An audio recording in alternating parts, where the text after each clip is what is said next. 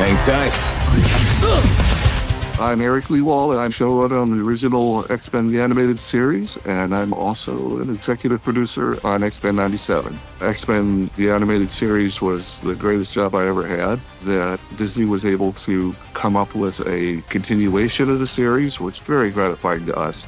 My name is Larry Houston. I'm the producer director of the original series and currently executive producer on the new X-Men 97 series. 97 is a validation of all the work we did, and it's great to see that the following is still there. I'm Julia Lewald. I'm a writer on the original X-Men the Animated Series and executive producer on X-Men 97. Working on anything that reaches anybody else ever is kind of the big dream. And the fact that I was able to work on X-Men the Animated Series and now 30 years later, X-Men 97, it's a remarkable testament to the fact that the show found an audience and that audience has remained faithful and loyal. And here we are again.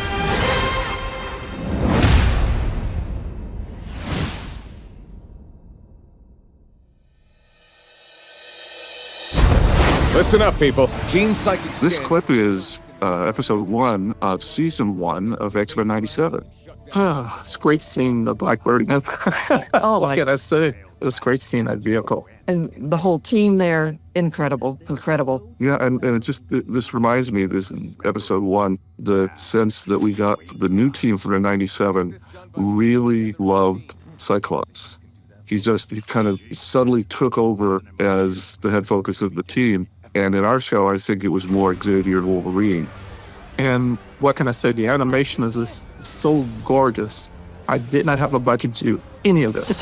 I had like paintings. These guys got tons of money to make the show look so good.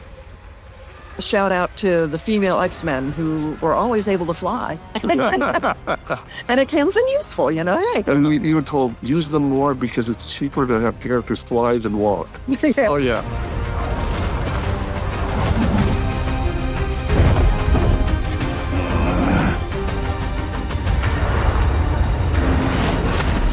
Another Catch the X-Men day. This is fantastic. When Cyclops uses the beam as like a retro rocket, I could not do that in the original show. A lot of the aspect of what he could do, like landing like that, came from the video game more so than comic books. We had 30 years of books to look at when we did our show. They had now 30 more years of books and all the video games and, live action. and 9 movies to look at and decide what out of thousands of things they could do, they choose to do. And all credit to the fantastic work that voice talent from the original cast of X-Men the Animated Series who were able to come back and be a part of X-Men 97 and the new voices they brought in. It's seamless. Yeah.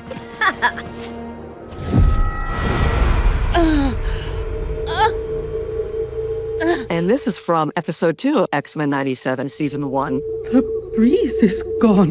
I cannot feel it, nor the moisture, nor the air. It was wonderful when Storm loses her powers. Yeah. Just heartbreaking. Yeah. And then Magneto. You're going, uh-oh. Magneto is pissed. This is your dream. My kind splayed before you, powerless and afraid. All the X-Men have done is use their awesome power to protect a world that hates and fears them.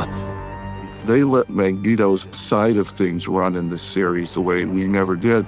We kind of always leaned a little more towards Xavier and his theory of could affect social integration.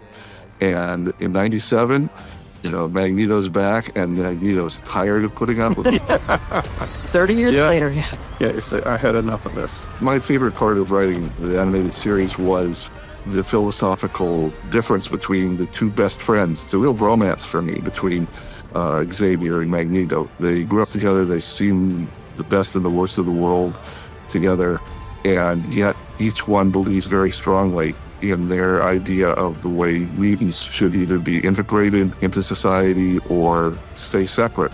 And it's a never-ending question. What do you put up with? Does the culture come together? Do they respect each other and stay apart?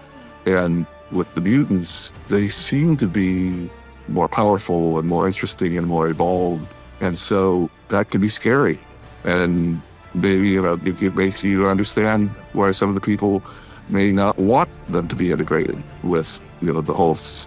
So you understand both of them, you feel for both of them, but fascinating to watch Magneto be ascendant in their series.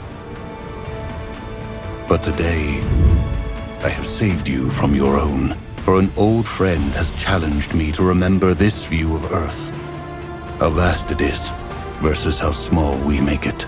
Jean Grey giving birth. That had been a thought you had, Eric. Oh, yeah. People ask us, during the 5 years you were doing X-Men, was there anything that the network wouldn't let you do? We ended the first season with Scott proposing to Jean, and she accepts, and that's the end of the season.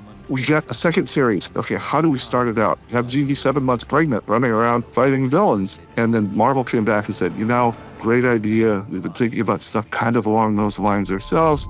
Save it. So we only took 30 years to get there. Do not make me let you down. This is episode 5 from season 1 of X-Men 97. And my gosh, Yeah. this particular episode. When I read the script and saw what they were going to do in the Gambit episode, I asked them, are you sure? Yeah. I said, are you sure? And I went up the corporate ladder and I said, yeah. So I went, okay, then just have them go out in a heroic fashion. It caught a lot of fans and viewers off guard. This is going to be that type of epic episode.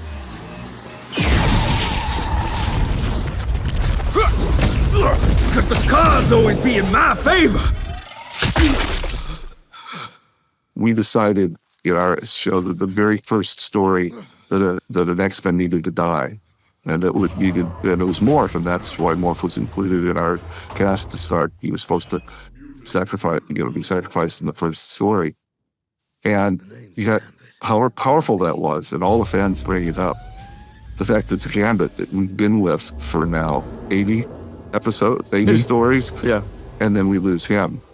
And with the romance with Rogue, people gasp all over the planet when that came out in episode 5. That's a whole nother discussion, just how you crafted the actual members who became the team that we all now think of when we think of the X-Men. We picked 8 out of 29 people who had been X-Men in one comic book or another. And Gambit was new, and so Marvel was really behind him. Mm-hmm. He's so different from the rest of them.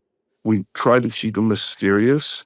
That was his thing. And yet, at the end of the first season, you knew he died for the others. Truly, as spectacular as all the big blowing up and the flying and the lasers, coming down to humanity in each story.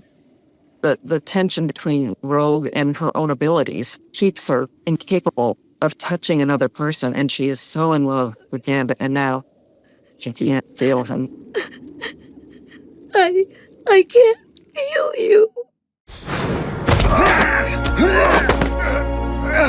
This is episode 9 of season 1 of X-Men 97. Adamantium is like one of the key things for Wolverine. It makes him almost an unstoppable engine of destruction. Not only can he heal, and they can cut through anything. So whomever is in front of him, he doesn't back off. We had talked very early in the first series about the idea, what if someone could gain control of Wolverine's metal in his bones? And I think that ended up becoming Repo Man, the episode, but never explored it to this extent. And this is an interesting twist on it, because in original series and in the books, when this adamantium was put into him, he's the only person that it would fit in, because his healing power, everybody else that tried it to experiment died. So he has this thing put into him, and he's been made into this indestructible warrior. He doesn't want to be. He's bitter about it. It's a trauma for him. He's been violated by having the stuff stuffed into his body. And now Magneto's ripping it out. And to his surprise, I think, he feels vulnerable and he misses it. And he suddenly doesn't feel like himself anymore. This has been spectacular fun. Thank you so much. We're just so pleased that 97 is going. I always want to thank the fans, because without you, we would have never had a season 2.